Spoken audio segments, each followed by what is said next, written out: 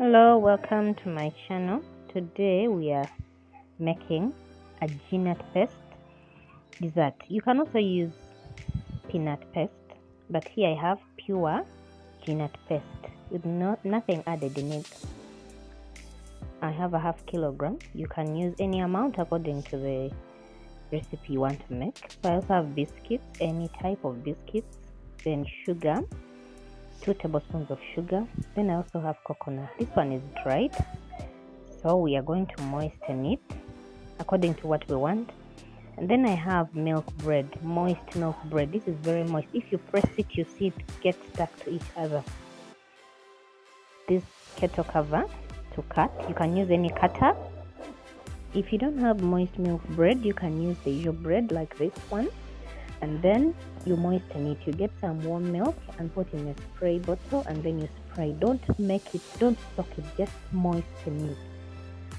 If you're new to this channel, you're welcome. Please consider subscribing. Subscription is free. Just click the subscribe button and the bell icon. For the subscribers, you're welcome once again. Thanks for being part of this channel and growing with us. Please remember to moisten the bread, because if you don't, it will not stick on the gnut paste. So now let's get started. We are going to first moisten the coconut. So since we want it sweetened, you remember the 2 tablespoons, we are going to put water, 5 to 6 tablespoons of water in the 2 tablespoons of sugar. So after that, we have to mix it according to what we want. If we want it very moist, or if we just want it a little moist. And we have to use warm water to mix the sugar, so that we put the warm water also in the coconut. So as you see, it's not yet very well moist, so I think I'm going to add 1 more tablespoon of the sugar, the water that is mixed with the sugar. So you have to mix according to your taste. Don't worry, don't say I have to put this. You mix and see if that's what you want. If you want it that moist, but don't over moisten it. Now we also have a lemon. Since this dessert is extremely affordable, we are just going to use the truffle sweet instead of the dark chocolate. But if you have, you can use it. Then we peel, then using that shredder to make the shapes that we want. You can see how I was already starting to peel the truffle chocolate sweet. Now let's get started with the gnut paste. Now we are going to cook it on top, not directly on fire. Then we add a tablespoon of lemon juice.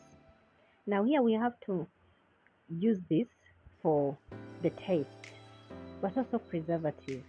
Like for the next day, you keep it there.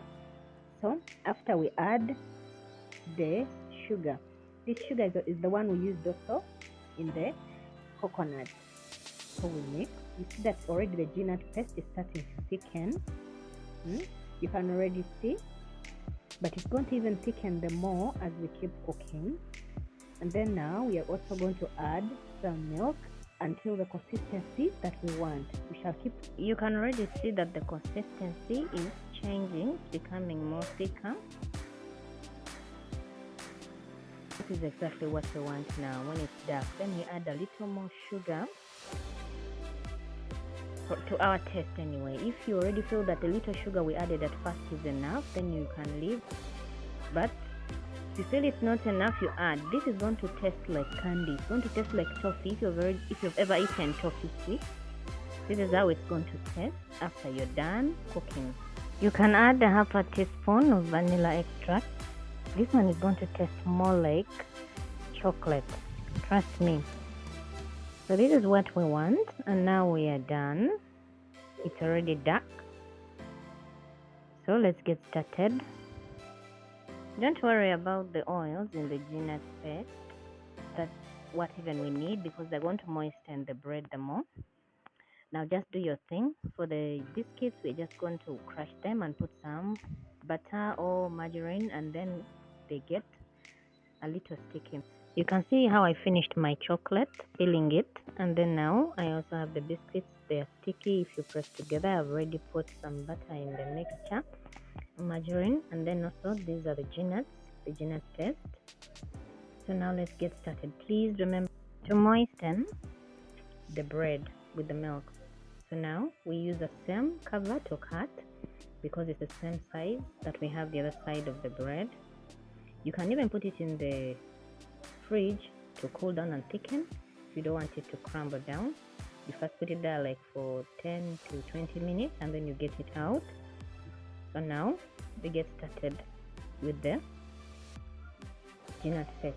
Now if you don't want if you want all be organized, you can now roll it into the size that you want and then you put on the bread.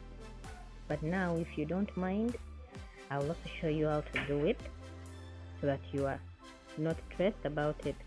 This is what we are going to do. We are just going to cut into shapes the same way we're doing with the bread and the biscuit,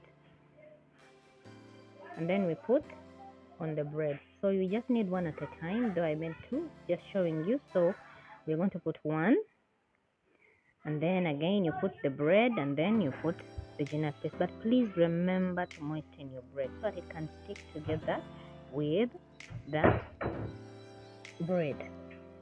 So now if you don't mind about being all organized and what, just put the chunks.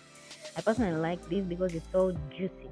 So just put the chunks, again the bread, the chunks, and then when you are done, please remember to press it down. You see how my bread is very moist, that when I touch it, even it gets the marks of my fingers. So the last layer should be made with gnut paste. So the last layer is gnut paste, then you add the coconut. Please be generous, add as much as possible so that you enjoy this. So you add, and the good thing with making this method of the large piece of the gnut paste, it also attracts, it gets the coconut and sticks with it on all the sides, becomes all juicy when you want to eat it, because the oils are too much in there. Even the gnut paste is large. You can see that when you put the coconut, it gets stuck on the sides, and you can just enjoy the juiciness in there. But the other one, the layers are small. Maybe if you make them bigger and thick, you can also enjoy this. But don't forget to moisten the bread, because the moisture is what makes it stick together to the upper one and the lower one.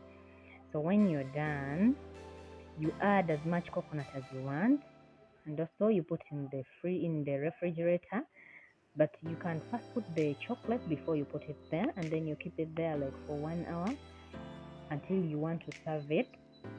So it will be ready for you. But please press it down before you start putting the coconut. You press down the gnut paste on the bread, press it, just push down so that they stick together, and then you can put the chocolate and the coconut, and then you keep in the refrigerator until you want. You can also just get molds of small bowls and you make the others the way you want. Now this one has biscuit down, and then gnut paste, and then coconut on top. Then this one just had gnut paste. The second other small dessert has gnut paste and coconut in it. So you can see how this is all juicy. The coconut is stuck to this layer of the gnut paste, and everything is just juicy. Trust me, this is juicy. Just follow the steps, follow the instructions. You will enjoy it. It's extremely affordable. You can do it. Thanks for watching. Please subscribe. Remember, you don't have to be a chef to make the most delicious dessert. Thank you for watching. See you in the next video.